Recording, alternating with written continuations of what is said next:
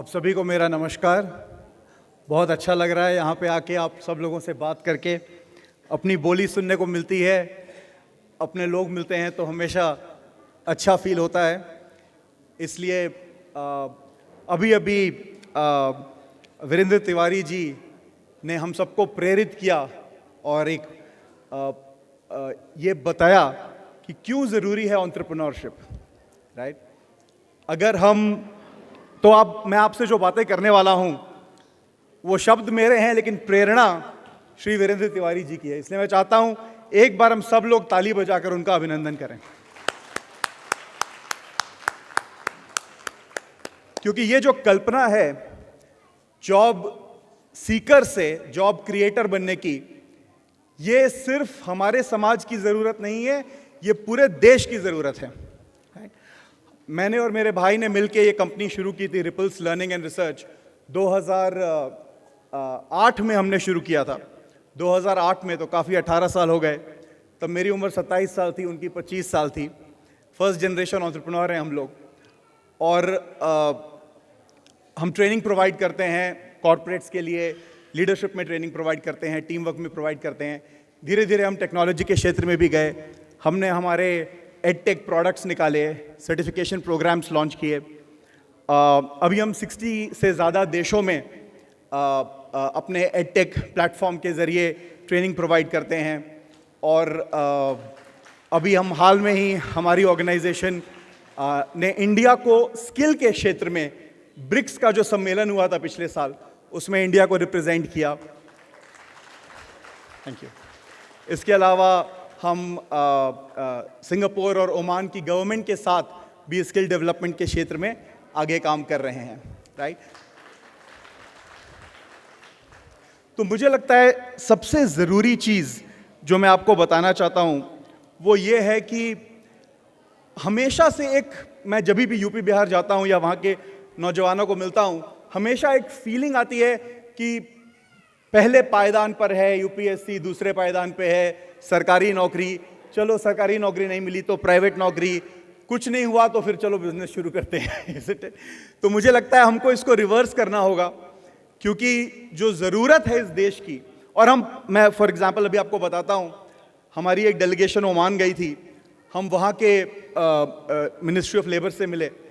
वहाँ पे भी वो यही बात कर रहे हैं कि हमको अपने लोगों को एंटरप्रेन्योर बनाना है, राइट। उनका विजन 2040 है, जैसे हमारा विजन 2047 है विकसित भारत का, उनका विजन 2040 है। तो हम मजाक में हम लोग ये भी बात कह रहे थे कि भाई आप तो 2040 में अपना विजन अचीव कर लेंगे, हम तो 2047 में करेंगे।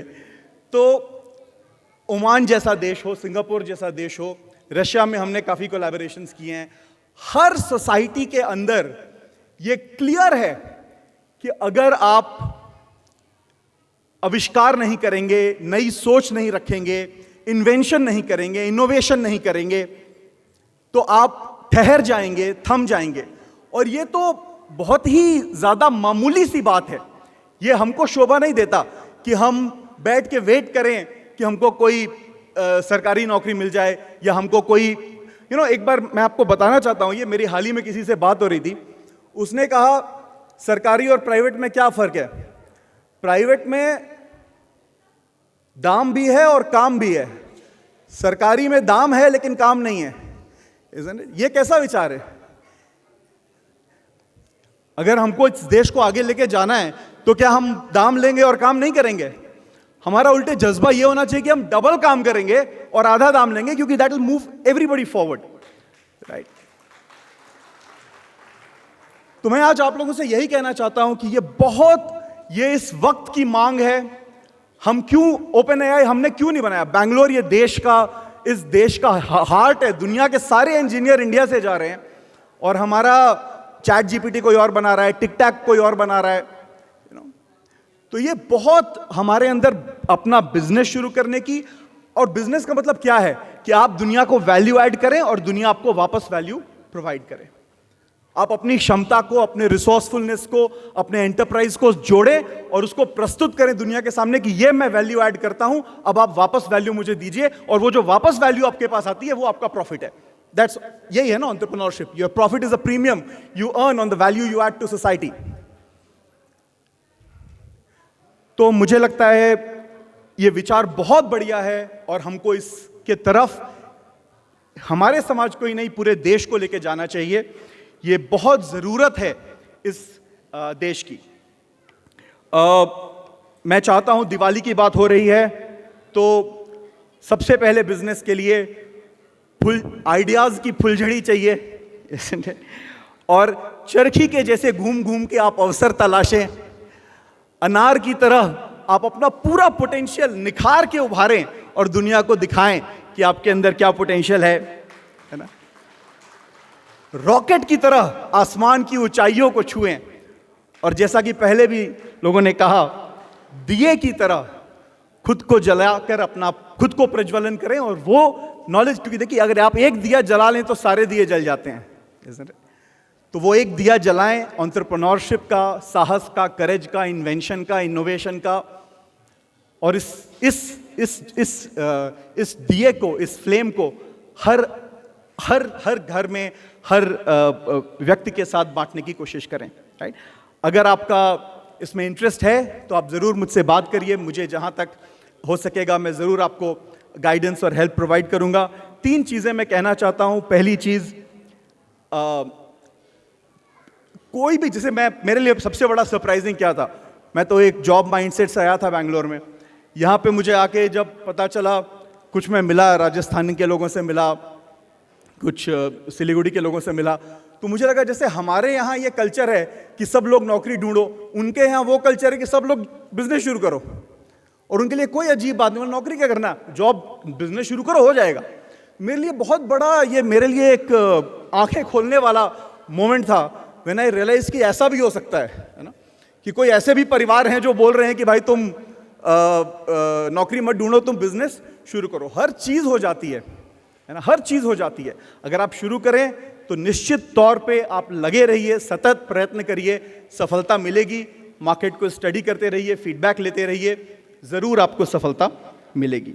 तीसरी चीज़ मैं कहना चाहता हूँ, भगवत गीता में लिखा है अपना स्वधर्म करिए, दूसरे का स्वधर्म करने से बेहतर है मर जाना, अपना स्वधर्म करिए। तो इसलिए ऐसा कार्य करिए, ऐसा कोई बिजनेस चुनिए जो आपके लिए ईजी हो, क्योंकि आपका उधर एक नेचुरल टैलेंट है। ये बहुत इंपॉर्टेंट चीज़ है, क्योंकि ये कॉम्पिटिटिव एडवांटेज आपकी है। क्योंकि कोई दूसरा मेहनत कर रहा है, वो मेहनत उसके लिए एफर्ट है, उसका बाई प्रोडक्ट उसके लिए रिवॉर्ड है। लेकिन अगर आपकी मेहनत ही आपके लिए रिवॉर्ड है, क्योंकि आप उसको एंजॉय करते हैं, तो वो बहुत आधा एफर्ट उसमें से कट जाता है और बहुत आपके लिए आसान हो जाता है। तो ये दूसरी चीज़ मैं कहना चाहता हूँ। तीसरी चीज़, ईमानदारी के साथ काम करें। कोई शॉर्टकट नहीं है दुनिया में। सतत प्रयत्न करें, मेहनत करें, ईमानदारी के साथ प्रयत्न करें और ज़रूर सफलता आपके कदम चूमेगी, राइट। ये तो बस अब ज़रा से वक्त में इतना ही मैं आपसे कह सकता हूँ, लेकिन मैं ज़रूर आपसे बात करने के लिए तत्पर रहूँगा। अभी मुझे उन्होंने राकेश जी ने जोड़ दिया है आप व्हाट्सएप ग्रुप में भी, तो मैं आप वहाँ पे अवेलेबल हूँ आप सबके लिए बात करने के लिए। मेरे पिता डॉक्टर दामोदर राय ने इसी भावना से प्रेरित होकर अभिभावकों के लिए शायद एक आर्टिकल लिखा है। वो हमारी ऑर्गेनाइजेशन के चीफ मेंटर, चीफ एडवाइज़र भी हैं, तो वो शायद वो लेख आपको मिला होगा, उसका प्रिंट आउट। प्लीज़ उसको ज़रूर पढ़िए, हम ग्रुप में भी शेयर करेंगे और आशा करता हूँ कि ये लेख आप सबके भीतर एक नया दीप जलाएगा। याद रखिए, उद्यमता सिर्फ व्यापार ही नहीं है। आज के युग में अगर आप दुनिया को देखें, विश्व को देखें, विश्व के बाजार को देखें, तो ये एक देश सेवा का सबसे बढ़िया तरीका है, जिसकी ज़रूरत है देश को ज़रूरत है इस चीज़ की कि लोग उठें और उद्यमता दिखाएं और बिजनेस का निर्माण करें।